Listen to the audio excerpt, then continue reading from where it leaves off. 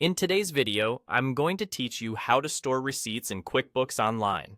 If you're trying to keep your books clean, prep for tax time, or just stop digging through piles of paper, this is a quick and reliable way to centralize your documentation right inside QuickBooks. First, look to the left panel of your QuickBooks Online dashboard and click on Accounting. Inside that area, open the Receipts tab. Think of this page as your receipt inbox. Everything you upload will land here so you can keep it organized and accessible later. If your screen looks a little different, don't worry. Layouts can change slightly, but the Receipts tab will always live within Accounting. Next, head to the top right and select Upload Receipt. This opens a prompt where you can choose the file from your computer. Clear, well-lit images, or PDFs work best. If you're taking photos, make sure the edges aren't cut off and the totals are readable.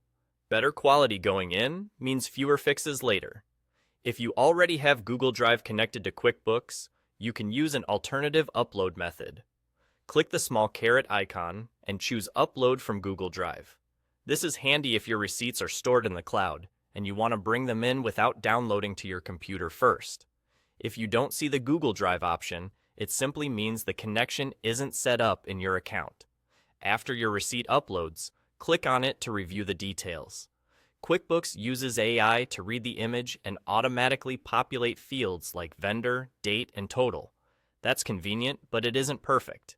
Carefully verify the vendor name, the transaction date, the total amount including taxes or tips, and the currency if you operate across borders.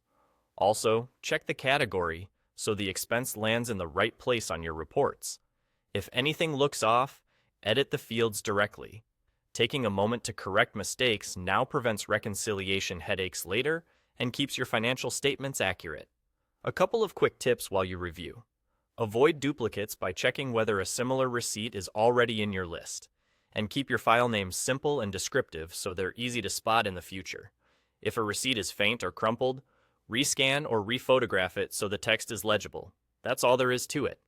By uploading your receipt and reviewing the autofilled details, you've securely stored the document and ensured your books stay accurate and audit ready. Thanks for watching, and happy organizing.